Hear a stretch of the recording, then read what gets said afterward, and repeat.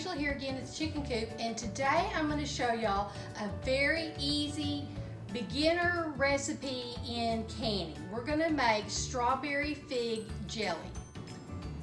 So the recipe calls for 4 cups of figs, 3 cups of sugar, and 1 package of the 3-ounce strawberry jelly. Okay? Now, I'm going to double the recipe today, and so yesterday I cut up my figs and I've got them measured out. So I cut the stem off and I quartered them, and I've got 8 cups of figs here, and I've got 6 cups of sugar, and I've got my jars. They're in my little toaster oven. I'm going to get those heated up. I've got my little funnel for when I fill the jars. I've got a ladle for ladling the jelly out. I've got my lids that I'm going to heat up. I'm still old-fashioned. I like to heat up my lids. And I've got my rings. So I've got my jar lifter. I've got my little magnet for my lids. And I've got a cloth to wipe off the rims of my jars. So that is the recipe, and we're going to get started. I'm going to show you how easy it is to make this strawberry fig jelly. Okay, so I'm going to turn on this back little pot of water. Then I'm going to put my lids in. And I'm going to start my little toaster oven and get my jars going and get them hot. I'm going to put my figs into this porcelain cast iron pot. So that's something you need to be careful with so that your jellies don't scorch. You need a thick bottom pot. So I'm going to put these in here. So that's the good thing about making jelly. Sometimes you can do things in steps when you have time to get the ingredients prepared. I went with a friend the other day to pick them at another friend's house that said that we could have them, so we went and picked. And so this is 6 cups of sugar because I'm doubling the recipe because I've got 8 cups of figs there. So we'll turn this on and we're going to start heating this up and let this sugar dissolve. I've got some hot water in my hot water bath canner. It's ready to go for me to put my jars in once I prepare them. And then like I say, I've got my jars heating up because this jelly is always hot, so you don't put that into a cold jar. You put that into a hot jar. So let me get this this sugar dissolved and this ready, and then I'll show you the next step. So as you can see, this sugar and fig mixture has dissolved, and now it's heating up and becoming more liquid. And we're just going to keep stirring this until this begins to get really hot and start to boil. And when this boils, we're going to add our Jell-O mixture. And I have the bigger box because I'm doubling my recipe. I've got the 6-ounce box instead of the 3-ounce box, just because I'm doubling my recipe. And then we'll add that to this fig mixture. So this is just heating up, and as the sugar dissolves, instead of it like having crystals, it's getting more and more liquid. And it's going to kind of cook and soften up these figs even more.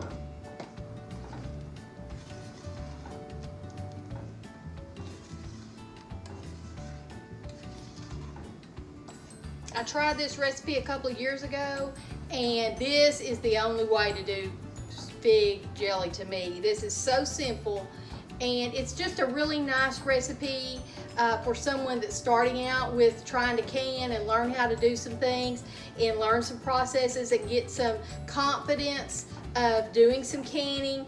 Of course, it's just water bath canning. It's not process under pressure canning. But it is still a lot of the same principles, and so it kind of sometimes you have to do things in baby steps, and this is one of those things that would be a good starter to learn to do is making jellies, because this is all water bath, and that's what I started out doing, was water bath canning, and that's what most people do, is start out with water bath canning.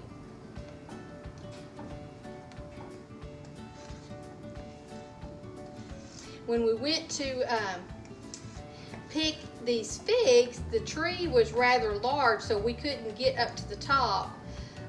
Normally her grandson is there to kind of help pick the figs at the top. But that's one thing you might keep in mind. I have a fig tree out here. It's not very big. It's probably about the size of a bed of a small pickup truck and maybe 2 or 3 feet tall.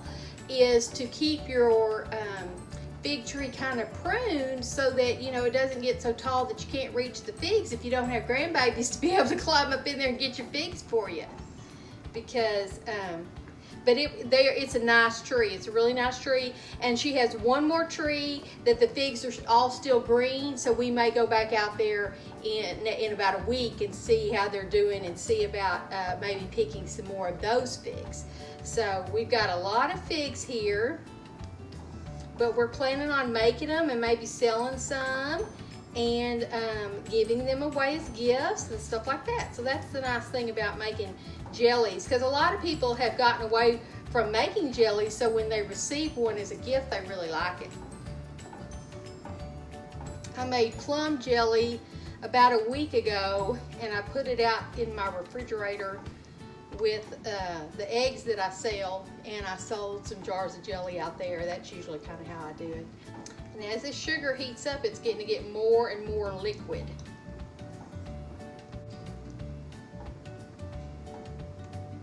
Be very careful when you're doing this, because this liquid, it's a sugar mixture and it is so hot, it will burn you very quickly, more than just hot water, because it's got that sugar mixture.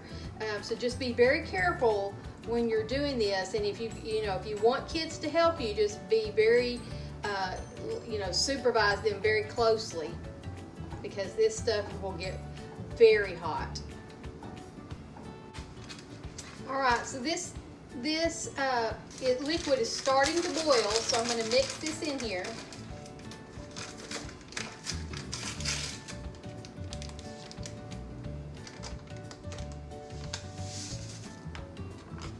And it looks kind of like a golden color right now, but it won't after this is over with. It's going to be a really dark, deep red.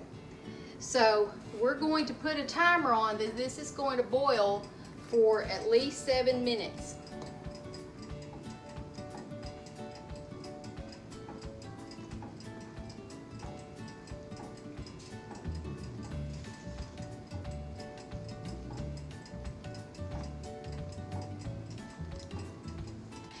All right, so this has boiled. My little timer is fixing to go off, and it has boiled for 7 minutes. Now, when it first started cooking, it really foamed up really bad. I didn't put any butter in that. That's one thing that you can put in your jellies to keep them from foaming very much, because it seemed like as it continued to cook, the foam settles down. So it's not a real foamy recipe, but it does seem like it's going to be at the beginning when you begin cooking it. But then, as you can see, I don't have any foam now, and so that's at the end of the cooking process. You can also, if you want your figs to be more smaller, you can dice them up smaller, or you can mash them with a masher.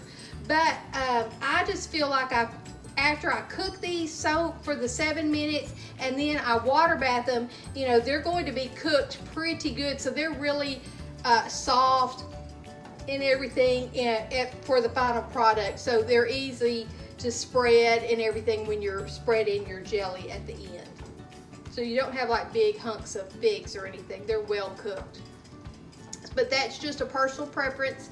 If you want your figs to be smaller, just dice them up smaller, or you can mash them with a masher.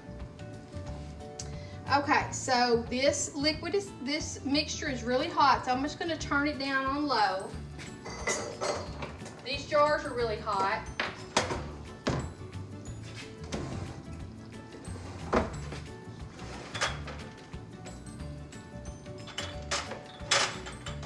going to get a jar out. place it on that saucer, funnel in the top,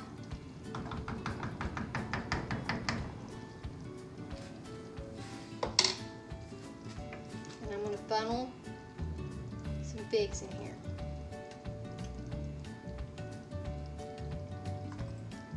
It says to give them a 1/4 inch headspace, but I just always give everything a 1 inch headspace. That's what I'm used to, and that's just what I do. So I'm going to take the funnel out. I'm going to wipe the rim off really good. This is hot, so be careful. Wipe the rim off. Get a lid out of my hot water.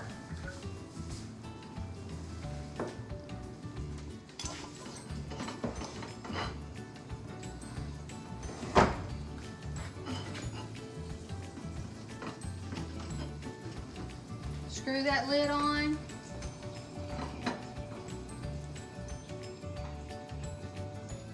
And I'm going to place it in the canner. Let me adjust this camera and you can see that better here.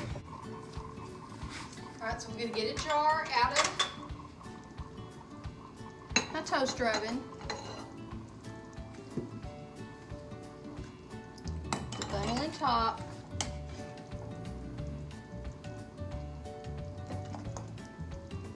I'm going to ladle it till it's about 1 inch headspace, because that's just what I'm used to doing. The recipe says you can actually fill this a little further to a 1/4 inch headspace, but I'm used to 1 inch, so that's what I'm going to do.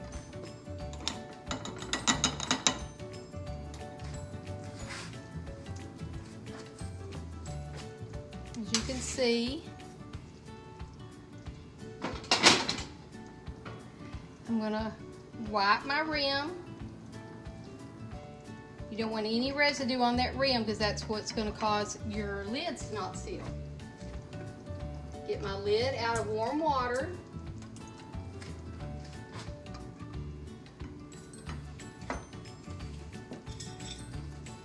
Ring. So these jars are hot, so be careful. Just finger tight. You don't have to really screw them on tight.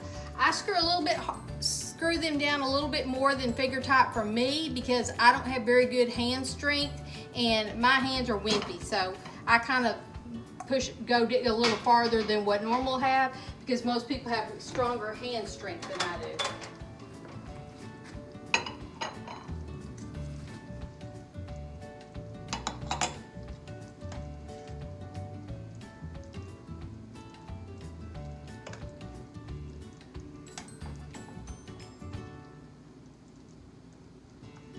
My water bath, the liquid in my water bath canner is hot, so I'm not taking a hot jar into a cold liquid because that's how you're going to break jars. Everything, if something's hot, it needs to stay hot. You go from hot to hot to hot.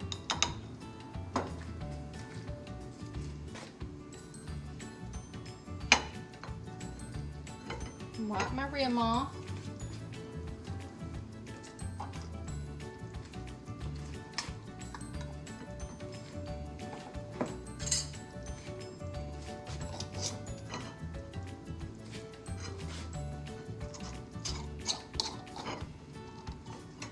Look at that.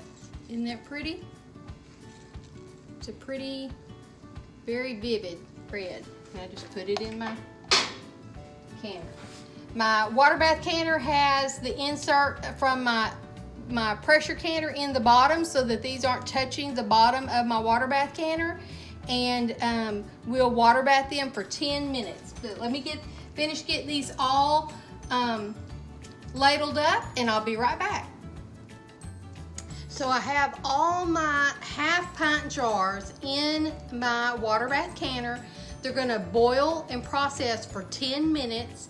The water is about a good inch over the tops of the lids, and I have the base, the insert into my regular pressure canner in the bottom of my water bath canner, so my jars aren't touching at the bottom of the water bath canner.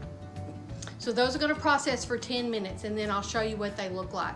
And then we're gonna put them out here on the counter and let them cool. We're gonna listen for that ping where every canner knows you wanna hear that ping. If it doesn't ping, it doesn't mean that your jelly is bad, but you do probably need to put that jelly in the refrigerator and use it as soon as possible. So this other jelly, if it has sealed, you know, it can be stored in your pantry. This is like I say, this is a really good recipe. I tell y'all, I had the hardest time finding jars. I went all over Wood County, and even in some of the stores outside of Wood County. I called 2 stores outside of our county to try to find half-pint jars, and I wasn't able to. So finally I just put it out there on Facebook, and 2 of my friends saved me big time. One said, come over here, I've got cases of half-pint jars, you can have them.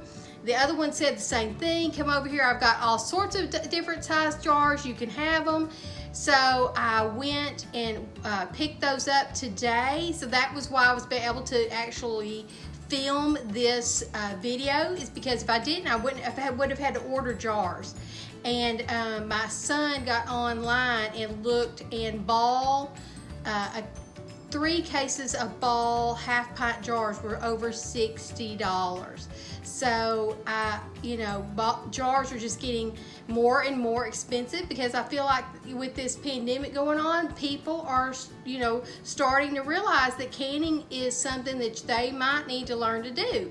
So this is a really good, easy beginner recipe to start learning your canning and start learning your skills. So when these finish processing, I will show y'all what a jar looks like, and it is so good. I tasted it. You know, you always have to lick the pan. It's kind of like licking the cake pan. You have to lick the jelly pan, and it's really good. It's so good. It's so easy. So I encourage y'all to make this, to try this, and hopefully y'all will enjoy the strawberry fig jelly like we do. So when this is over, when this is finished processing, I'll let you show y'all the finished product. And while these are processing, I wanted to talk to y'all about storing your jars. Now, I do not store my jars with my rings on them. I take my rings off. And I don't stack jars on top of jars, because the weight of the jar onto the seal of the lower jar, if that became unsealed and the jar was on top of it, it could actually create like a false seal, and that could be a problem, because that jar seals over again, but the contents have been exposed, and you have what's called a false seal. So don't stack your jars on top of each other, because that weight of that jar can actually cause the jar to reseal. And then also, that's why you don't leave your rings on your jars, because the same thing can happen, and your ring can cause a false seal. So I take my rings off, so that when I'm inspecting that jar, if that lid comes off without that pop, without some force to pop to open it, then that has been a false seal, and that seal has been broken, and that product needs to be, you need to get rid of it. You need to destroy that product, because it's not safe to eat. So that's just some canning 101 safety instructions about seals and false seals.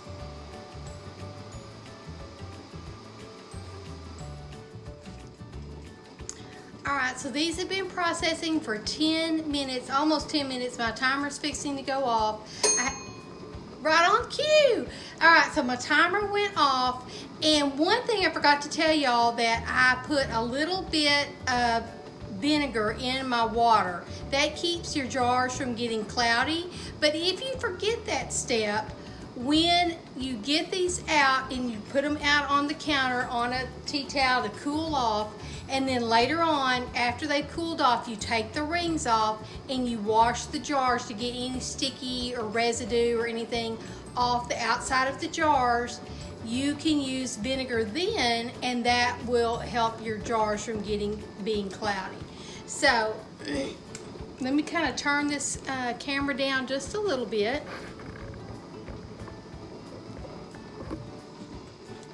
I'll turn this water off.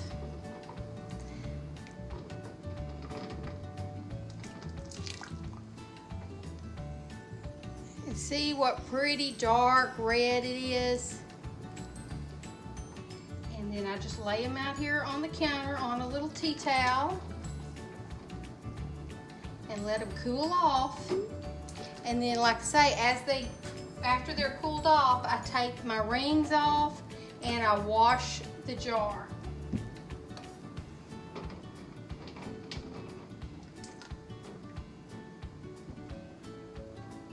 That prevents you also from your rings rusting on your jar and not being able to get the rings off if you take these rings off. And I kind of spread these out. Oh, I heard a ping. I heard another ping. Kind of spread them out where this air can, the air can get around them and help them cool off.